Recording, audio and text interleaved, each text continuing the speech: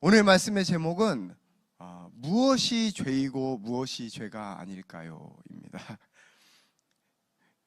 저는 모태신앙이지만 이렇게 상상을 해봐요. 만약 안 믿는 사람이 처음 크리스찬이 되었으면 뭘 먼저 배우는 걸까? 아마도 뭐가 죄고 뭐가 죄가 아닌지부터 배울 것 같아요. 왜냐하면 믿지 않을 때는 아무래도 도덕적인 기준은 배우지만 교회 오니까 이 사람, 처음 믿는 사람 입장에서는 또 다른 법이 있는 거예요. 처음 믿는 사람들 입장에서는 어떤 거는 죄라고 하고, 어떤 거는 하나님 뜻이라고 하고, 어떤 건 하나님 원치 않은 것이라고 하고, 또 교회 가면 그 잘못했으면 회개하라고 하고, 그러니까 얼마나 조금 당황스럽겠습니까?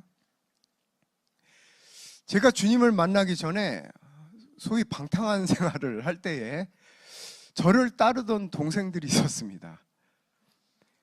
그런데 이제 제가 갑자기, 저는 이제 한순간에 하나님 성령 체험하고 변화된 케이스이기 때문에 제가 갑자기 변화되고 나서 걔네들이 진짜 갈 바를 알지를 못하는 거예요. 목자 잃은 양처럼 헤매고 다녔습니다. 근데 어제까지 나랑 같이 술 먹고 놀던 형이 갑자기 교회에서 기타 치면서 막 눈물을 흘리고 있으니까 얘네들이 얼마나 당황스럽겠습니까? 그런데 그 동생들이 이제 저를 따라서 교회를 나오기 시작했어요. 근데 저한테 가장 많이 한 질문이 뭔가, 형 이거 죄예요? 이게 한동안 이 얘기를 엄청 많이 들었습니다. 형 술 먹는 건 죄예요? 형 담배 피면 죄예요? 형 노래방 가면 죄예요? 형 클럽 가는 거 죄예요? 그래서 저도 그때는 지혜가 없었기 때문에 그 동생들에게 이렇게 얘기했어요. 야, 성경을 들고 떳떳하게 갈 수 없는 것은 가지 마. 그건 죄야. 이렇게 얘기했어요. 그랬더니 다음 주에 그 동생들이 교회 오더니, 형 어제 성경 들고 클럽 갔어요. 술 마시고 놀다 왔어요. 아주 당당하게 얘기하는데 제가 굉장히 당황스러웠습니다. 여러분, 이처럼 죄라는 것은 어떻게 보면 신앙생활 하면서 항상 어려운 문제입니다. 또 무엇이 죄인가? 하나님을 믿는 우리에게는 큰 관심일 수밖에 없습니다. 오늘 말씀에서 예수님은 이 부분에 대해서 뭐라고 말씀하셨을까? 우리가 같이 한번 알아보기 원합니다. 우리 마태복음 19장 3절부터 8절까지인데요. 우리 교독해 보겠습니다. 바리새인들이 예수께 나와 그를 시험하여 이르되 사람이 어떤 이유가 있으면 그 아내를 버리는 것이 옳으니까? 대답하여 이르시되 사람을 지으시니가 본래 그들을 남자와 여자로 지으시고 말씀하시기를 그러므로 사람이 그 부모를 떠나서 아내에게 합하여 그 둘이 한 몸이 될지니라 하신 것을 읽지 못하였느냐? 그런즉 이제 둘이 아니요 한 몸이니 그러므로 하나님이 짝지어 주신 것을 사람이 나누지 못할지니라. 여짜오되 그러면 어찌하여 모세는 이혼 증서를 주어서 버리라 명하였나이까? 예수께서 이르시되 모세가 너희 마음의 완악함 때문에 아내 버림을 허락하였거니와 본래는 그렇지 아니하니라. 오늘 본문 말씀은 바리새인들과 예수님과의 대화입니다. 우리 3절에 보면 이렇게 말씀하세요. 바리새인들이 예수께 나와 그를 시험하여 이르되, 여기서 이르되 했다는 것은 질문을 했다는 말입니다. 그런데 그 질문의 의도가 온전치 않았어요. 여러분, 우리가 신앙생활하면서 질문을 갖는다는 것은 너무나 좋은 것입니다. 그러나 중요한 것은 그 질문의 의도가 뭐냐는 거예요. 어떤 질문에도 의도가 있습니다. 자, 그럼 우리에게 전혀 도움이 안 되는 안 좋은 질문은 무엇인가? 바로 옳고 그름을 따지려고 하는 질문이에요. 옳고 그름을 따지는 것은 우리 신앙에 아무런 유익이 되지 않는 것을 알아야 합니다. 여러분, 성경을 볼 때 아주 중요한 개념 중에 하나가 뭐냐면 아디아포라라는 개념이 있어요. 여러분 들어보셨는지 모르겠습니다. 헬라어에서 온 말인데 직역하면 무관한 것들, 차이가 없는 것들, 즉 도덕적 혹은 신학적으로 중립적인 것들을 얘기합니다. 이것은 기독교 신앙에 대입해 보면 하나님의 계획하심이나 그 뜻에 직접적인 영향이 없는 것이어서 성경에서도 명확하게 말씀하지 않은 것들을 말하는 거예요. 여러분, 예를 들어서 기독교에서 날짜 같은 것들 있잖아요. 날짜 같은 것들, 안식일, 절기 같은 것들, 여러분, 크리스마스가 12월 25일이냐 이런 것들 있잖아요. 우리 로마서 14장 5절을 보면 이렇게 말씀하세요. 같이 한번 읽어보겠습니다. 시작. 어떤 사람은 이 날을 전날보다 낮게 여기고 어떤 사람은 모든 날을 같게 여긴다. 각각 자기 마음으로 확정할지니라. 여러분, 날짜가 중요한 것이 아닙니다. 그 의미가 중요한 거예요. 또 음식에 대한 문제도 마찬가지입니다. 우리가 예수 믿는데 이런 거 먹어도 되냐? 또 이런 거 해도 되냐? 행위에 관한 것들. 또 이런 데 가도 되냐? 아까 말씀드린 것처럼 장소에 관한 것들. 그러나 로마서 14장 2절 3절 어떻게 말씀하십니까? 우리 같이 한번 읽어보겠습니다. 시작. 어떤 사람은 모든 것을 먹을 만한 믿음이 있고 믿음이 약한 사람은 채소만 먹느니라. 먹는 자는 먹지 않는 자를 없인 여기지 말고 먹지 않는 자는 먹는 자를 판단하지 말라. 여러분, 물론 교회 공동체의 덕을 세워야 하고 또 자신의 신앙적인 자유가 믿음이 약한 자로 하여금 시험에 들게 한다면 그것은 하지 말아야 돼요. 그러나 성경은 이 세상을 옳고 그름 또 흙과 백의 논리로 나누는 기준으로서 그 기준으로서 성경을 주신 것은 아니라는 말입니다. 그럼 성경이 기록된 이유가 무엇인가? 우리 디모데후서 3장 16절 같이 한번 읽어보겠습니다. 모든 성경은 하나님의 감동으로 된 것으로 교훈과 책망과 바르게 함과 의로 교육하기에 유익하니. 여러분, 이 말씀처럼 성경은 하나님의 감동으로 기록된 것이고 또 우리가 그 기록된 성경 읽을 때 다시금 성령님의 감동하심을 받아 우리 안에 그 감동하심 풀어짐으로 말미암아 우리를 새롭게 하기 위해서 주신 것입니다. 옳고 그름을 따지시기 위해서가 아니라. 여러분, 성경은 역사책도 아니고 과학책도 아닙니다. 성경은 하나님께서 우리와 교제하시기 위해서 또 우리를 변화시키시기 위해서 주신 기록된 말씀인 거예요. 즉, 이 기록된 말씀을 가지고 옳고 그름을 따지는 것은 아무 의미가 없다는 것입니다. 우리는 기록된 말씀을 가지고 하나님의 레마의 음성을 들어야 하는 거예요. 성령님의 음성을 들어야 하는 것입니다. 그래서 마가복음 7장 15절에 보면 이렇게 말씀하세요. 사람 밖에서 들어가서 능히 더럽게 하는 것이 없고 사람 안에서 나오는 것이 사람을 더럽게 하는 것이니라. 즉, 하나님이 우리에게 성경을 주신 이유는 성령님을 통하여 우리의 심중을 받기 위해서, 그래서 주신 것임을 믿으시기 바랍니다. 오늘 본문을 보면 바리새인들도 옳고 그름을 따지기 위해서 이 질문을 한 거예요. 이 질문의 내용이 뭡니까? 사람이 어떤 이유가 있으면 아내를 버리는 것이 옳으니까? 그랬더니 예수님이 사람을 지으시니, 하나님이시죠, 본래 그들을 남자와 여자로 지으시고 부모를 떠나서 아내에게 합하여 그 둘이 한 몸이 되라고 하셨다.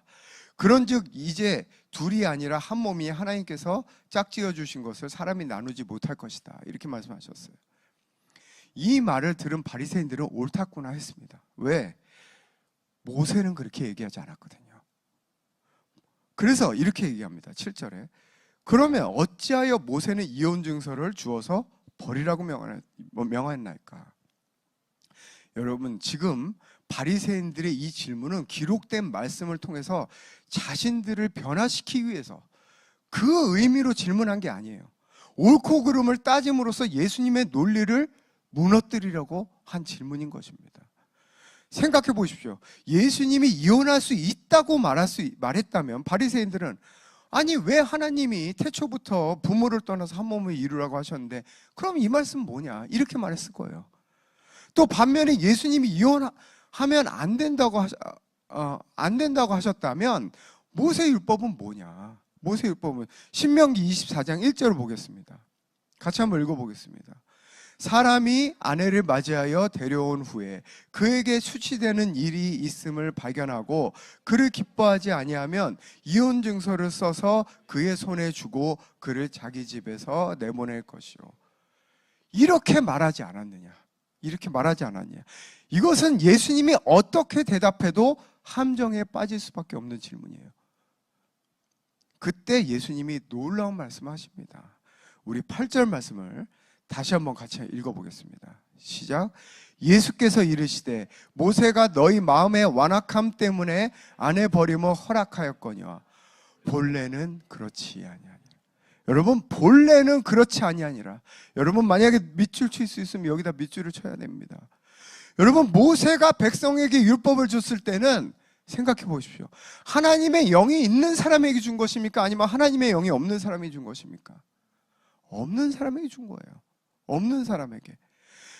즉 그 안에 하나님의 영이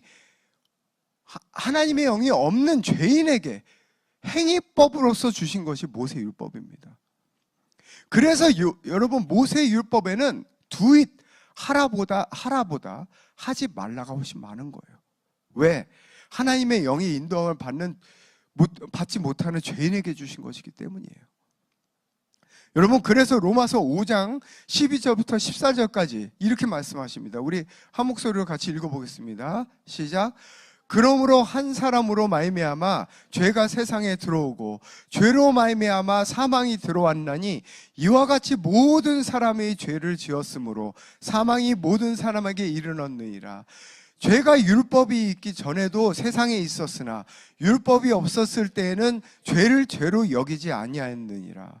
그러나 아담으로부터 모세까지 아담의 범죄와 같은 죄를 짓지 아니한 자들까지도 사망이 왕노릇하였으니 아담은 오실자의 모형이니라. 여러분, 이 말씀에서 뭐라고 하시는 거예요? 아담으로부터 모세까지 사망이 왕노릇했다. 즉 그 당시에는 아무리 율법을 잘 지키고 올바르게 사는 사람이라 할지라도 여전히 사망과 저주의 흐름에 연결되어 있다는 말이에요. 연결되어 있다. 왜? 사망과 저주가 그들에게 흘러오는 원인은 그들의 행위 때문이 아니에요. 그들이 하나님과 연결되지 않았기 때문이에요. 즉 그들 안에 하나님의 영이 없었기 때문입니다. 그들 안에 기본적으로 하나님의 영이 없어서 선한 것이 올라올 수가 없는데, 하나님의 뜻을 이룰 수 있는 힘이 없는데 어떻게 하라고 말씀하실 수 있겠어요? 당연히 하지 말라가 훨씬 많을 수밖에 없는 것입니다. 즉 구약 시대에는 더 이상의 사람들 안에서, 그 사람들 안에서 죄가 퍼져나가지 않기 위해서, 더 이상 퍼져나가지 않기 위해서, 조금이라도 그들을 보호하기 위해서 율법을 주시고 율법을 지키게 하신 것입니다. 여러분, 그러나 우리는 어떻습니까? 지금 우리 안에는 하나님의 영이 다시 오셨어요. 본래는 그렇지 아니하니라. 여기서 본래가 무슨 뜻입니까? 본래를 헬라어로 보면 아르케아포라고 하는데, 처음부터, 창조의 시작부터라는 뜻입니다. 즉 하나님이 세상을 창조하실 때 정하신 본래의 뜻, 본래의 창조 질서, 본래의 계획을 의미하는 거예요. 우리는 하나님의 영이 우리 안에 다시 오심으로 하나님이 창조하신 그 목적, 그 하나님의 뜻을 이 땅에 이루는 존재가 된 것입니다. 그래서 로마서 5장 17절에 이렇게 말씀하세요. 우리 같이 한번 읽어보겠습니다. 시작. 한 사람의 범죄로 말미암아 사망이 한 사람을 통하여 왕노릇하였은즉 더욱 은혜와 의의 선물을 넘치게 받은 자들은 한 분 예수 그리스도를 통하여 생명 안에서 왕노릇하리로다.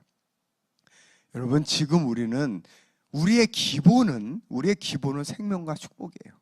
생명과 축복. 하나님의 영이 우리 안에 다시 오셨다는 것은 생명과 축복에 연결되어 있다는 뜻이고, 계속해서 그 생명과 축복이 우리에게 흘러온다는 뜻입니다.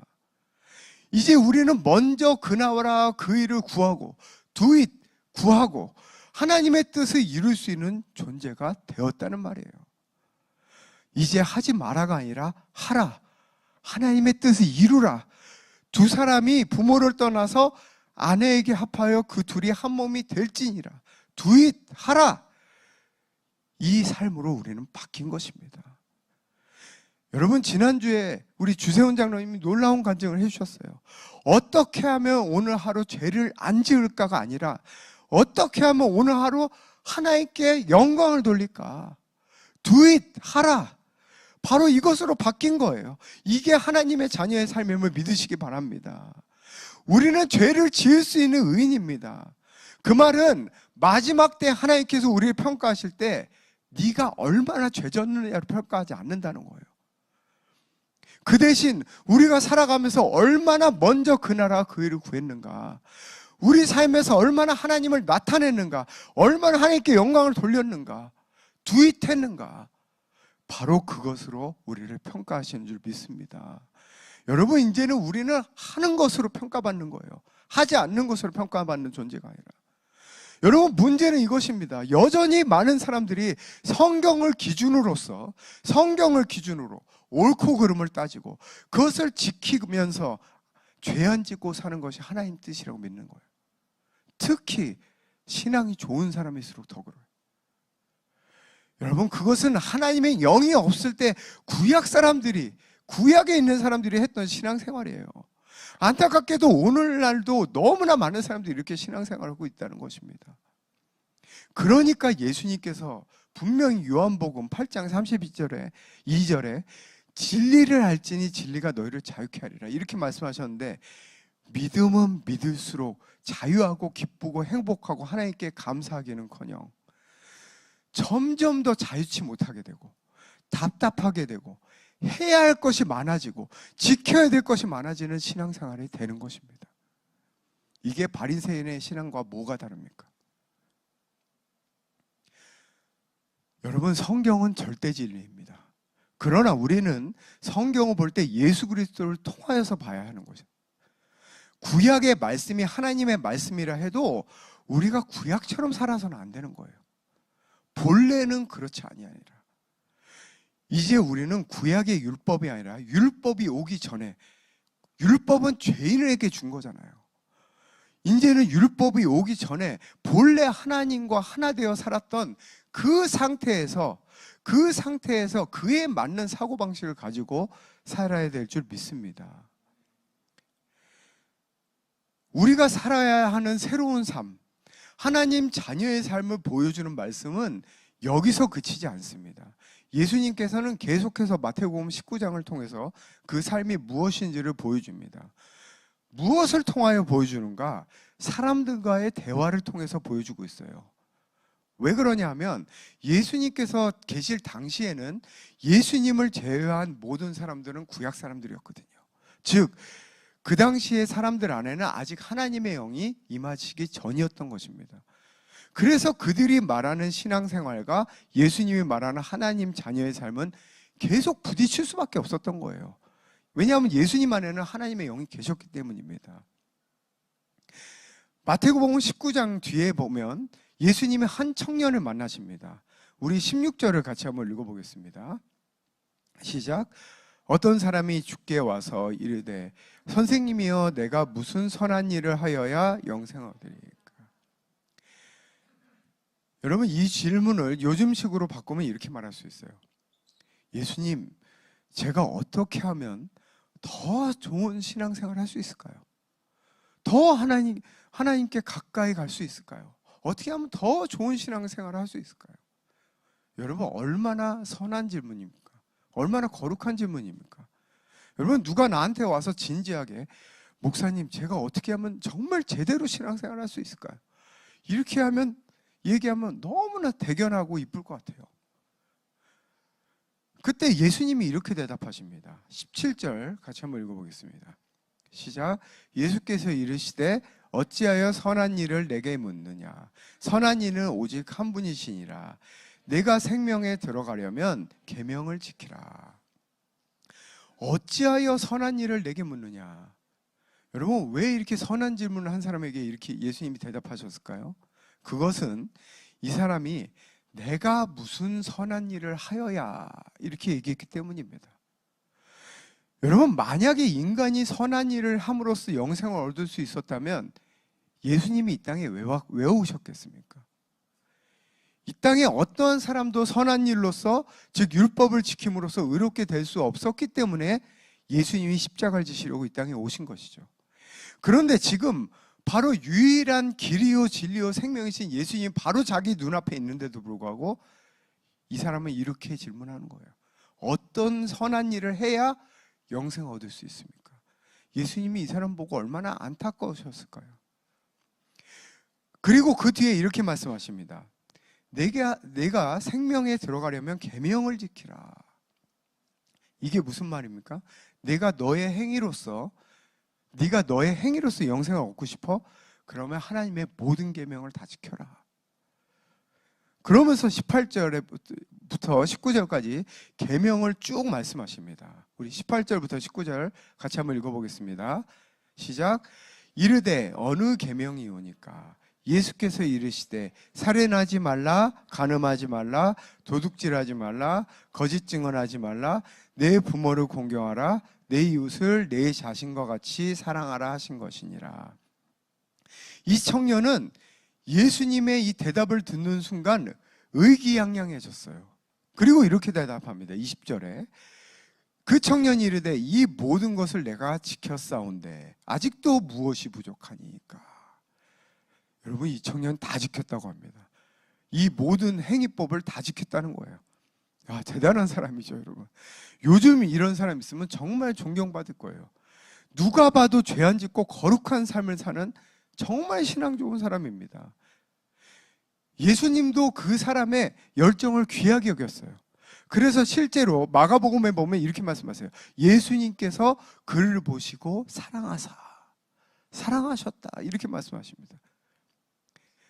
그러면서 예수님이 진짜 말씀하기 원하셨던 것을 본격적으로 말씀하세요. 21절 같이 한번 읽어보겠습니다. 시작. 예수께서 이르시되 내가 온전하고자 할진대 가서 내 소유를 팔아 가난한 자들에게 주라. 그리하면 하늘에서 보화가 내게 있으리라. 그리고 와서 나를 따르라 하시니. 내가 온전하고자 할진대, 이게 무슨 말이에요? 요즘 말로 하면 네가 진짜 하나님 뜻대로 살고 싶어? 진짜 하나님의 자녀의 삶을 살고 싶어? 그렇다면 내 소유를 다 팔아 가난한 자들에게 주라. 마가복음에서 내 소유를 다 팔아라 이렇게 말씀하고 계세요.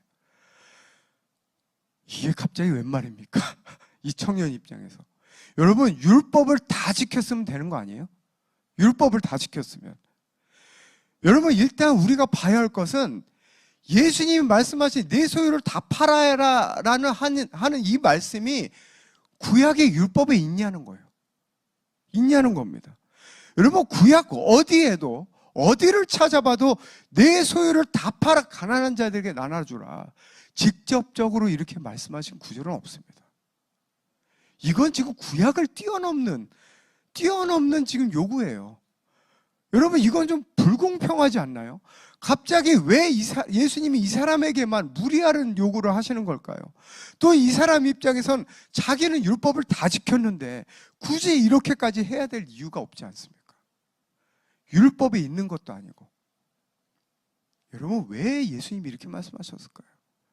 그 이유는 이제 새로운 법이 시작되었기 때문입니다. 새로운 법이 시작되었다. 그 새로운 법은 뭔가? 우리 안에 계신 성령님으로 말미암아 하나님의 통치가 임했다는 거예요. 그게 바로 새로운 법입니다. 여러분, 예수님은 지금 이 사람의 심중을 보신 거예요. 이 사람 심중이 재물에 묶여 있는 것을 보신 것입니다. 그리고 그 사람의 심중이 재물에 묶여 있는 이상 겉으로 아무리 선한 일을 해도, 선행을 해도, 아무리 종교적으로 완벽한 삶을 살아도 진짜 하나님이 원하시는 그 삶은 살지 못하기 때문에 예수님은 이 청년에게 이렇게 말씀하신 거예요. 내 소유를 다 팔아. 여러분, 예수님은 지금 구약의 법을 완벽하게 지킨 이 청년에게 신약의 법을 말씀하고 계신 거예요. 이제 하나님 자녀에게 적용되는 법은 완전히 바뀌었습니다. 이 청년이 예수님께 질문한 것처럼 하나님의 자녀로서 온전한 삶을 살고 싶으십니까? 그럼 말씀을 가지고 이 세상을 하나님이 원하시는 것과 원치 않는 것으로 나누고, 옳고 그른 것으로 나누고, 그것을 열심히 지키는 신앙생활에서 벗어나십시오. 이제 하나님의 법은 더 이상 밖에 있지 않습니다. 바로 우리 안에 있는 거예요. 그래서 예레미야서에 보면 이렇게 말씀하십니다. 우리 예레미야 31장 33절 같이 한번 읽어보겠습니다. 시작. 나 여호와가 말하노라. 그러나 그날 후에 내가 이스라엘 집에 세울 언약은 곧 내가 나의 법을 그들 속에 두며 그 마음에 기록하여 나는 그들의 하나님이 되고 그들은 내 백성이 될 것이라. 이게 바로 하나님께서 예레미야를 통해서 말씀하신 신약의 법이에요. 내가 나의 법을 그들 속에 두며 그 마음에 기록하여 나는 그들의 하나님이 되고 그들은 내 백성이 될 것이라. 여러분, 진짜 하나님 자녀의 삶을 살고 싶으십니까? 진짜 신앙생활을 하고 싶으십니까? 그렇다면 이제 우리 안에 계시고 우리의 심중을 통해 말씀하시는 성령의 감동하심을 따라 행하십시오. 그게 우리의 법입니다. 이게 바로 예수님이 말씀하신 신약의 법입니다. 여러분, 신약의 법은 우리 밖에 있지 않습니다. 우리 안에 있는 거예요. 그래서 로마서 8장 13절에서 14절에 보면 이렇게 말씀하세요. 너희가 육신대로 살면 반드시 죽을 것이로되 영으로서 몸의 행실을 죽이면 살리니 무릇 하나님의 영으로 인도함을 받는 자는 곧 하나님의 아들이라. 지금 우리에게 적용되는 법이 바로 이겁니다. 하나님의 영의 인도함을 받느냐, 하나님의 영의 인도함을 받지 못하느냐. 이것이 하나님 자녀의 유일한 기준일 줄 믿습니다. 또 이것을 가르치는 교회가 우리 교회예요. 헤브니 교회가 이것을 가르치는 교회입니다. 이건 죄니까 하지 마세요. 이건 세상 거니까 하지 마세요. 이건 하나님이 기뻐하시니까 이걸 하세요. 이런 거 말고 정말 우리가 모일 때마다 성령의 충만함을 받고 몸의 행실을 죽이면 살리니, 즉 우리의 생각과 감정을 포함한 몸의 행실을 부인하고 우리 안에 계신 성령의 감동함을 따라 사는 것, 그것을 추구하고 가르치는 교회가 바로 이 교회인 줄 믿습니다. 그래서 저는 금요기도에 더 많은 사람이 오시기를 축원하는 것입니다. 어떻게 성령 안에서 뜨겁게 기도하지 않고 성령의 감동함을 따라 살 수 있겠습니까? 우리 함께 성령의 충만함을 받는 것이 이 교회의 존재 이유 아니겠습니까? 또 주일 예배도 우리 모두가 성령의 충만함을 받는 그런 예배가 되기를 소망합니다. 그래서 우리가 같이 기도하고 또 이 한 번의 예배가 우리의 인생을 바꿀 줄 믿습니다. 22절에 보면 이렇게 말씀하십니다. 그 청년이 재물이 많음으로 이 말씀을 듣고 근심하며 가니라. 여러분, 이 부자 청년은 겉으로는 모든 율법을 지켰지만, 구약의 모든 법은 다 지켰지만, 이제 우리 안에 주신 법, 즉 신약의 법은, 즉 신약의 법을 따르는 것, 주님을 따르지 못하도록 그 마음에 묻고 있는 것은 내려놓지 못했습니다. 오늘날도 여전히 많은 사람들이 구약의 신앙생활을 하고 있어요. 하나님의 말씀을 잣대로 이 세상을 이원론적으로 나누고 그것을 지키는 삶, 그것은 하나님의 자녀의 삶이 아닙니다. 이제 우리에게 있는 유일한 기준은 지금 내가 성령의 인도함을 받고 있느냐, 아니면 거짓자 안에 있느냐, 지금 내가 그리스도 안에 있는가, 아니면 그리스도 밖에 있는가, 이것이 우리의 유일한 기준인 줄 믿습니다. 여러분, 하나님은 절대 선입니다. 하나님은 악을 창조하신 적이 없어요.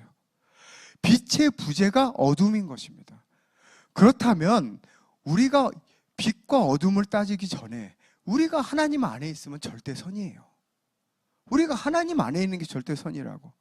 그렇다면 우리가 성령의 인도함을 받아 그리스도 안에 거하는 자체가 절대 선을 이루고 있는 것입니다. 여러분, 새로운 기준을 가집시다. 새로운 사고방식을 가집시다. 새로운 신앙생활을 합시다. 우리는 신약의 법 가운데 있는 자들인 줄 믿습니다. 오늘 말씀 맺겠습니다. 예수님은 구약시대에 오셨습니다. 즉 하나님의 영이 없는 사람들과 같이 사셨어요. 그러나 예수님이 제시하신 법은, 예수님의 모든 말씀은 신약의 법이었습니다. 즉 하나님의 영이 다시 오셨을 때 하나님 나라가 다시 임한 뒤의 법을 말씀하신 거예요. 그래서 마태복음 5장 27절부터 28절까지 이렇게 말씀하시는 것입니다. 우리 같이 한번 읽어볼까요? 시작. 간음하지 말라 하여 너희가 들었고 나는 너희에게 이르노니 음욕을 품고 여자를 보는 자마다 마음에 이미 간음하였느니라. 왜? 이제 그 법은 우리 밖에 있지 않고 우리 안에 있기 때문입니다. 우리 마음에 있다는 거예요. 우리 안에 계신 성령의 인도하심을 받는 것이 바로 우리의 법입니다. 바로 거짓자로 살아가지 않고 그리스도 안에 있는 나로서 살아가는 것이 우리 법입니다. 내 소유를 다 팔아서 가난한 자에게 주라. 그래야만 하늘의 보화가 내게 있으리라. 그리고 와서 나를 따르라. 여러분, 오늘 말씀에 나오는 이 부자 청년은 심지어 예수님의 콜링을 받았어요. 제자로 부르신 것입니다. 그러나 이 청년은 예수님을 따르는 삶을 살지 못했습니다. 그 이유는 마태복음 16장 24절에 나오는 것처럼 누구든지 나를 따라오려거든 자기를 부인하고 자기 십자가를 지고 나를 따를 것이니라. 즉 예수님을 따르려면 자기를 부인하고 자기 십자가를 져야 하는데, 즉 자기의 거짓자를 부인해야 되는데, 그리고 성령의 인도하심을 받아야 하는데 이 삶을 이 청년은 살지 못한 것입니다. 여러분, 세상에서 옳고 그른 것, 거룩한 것과 속된 것을 나누고 지키려고 노력하지 마시고 날마다 절대선이신 하나님 안에 거하십시오. 성령의 인도하심을 받으십시오. 이것이 지금 우리 안에 두신 새로운 법인 줄 믿습니다. 우리 이 시간에 같이 찬양하며 나가시겠습니다.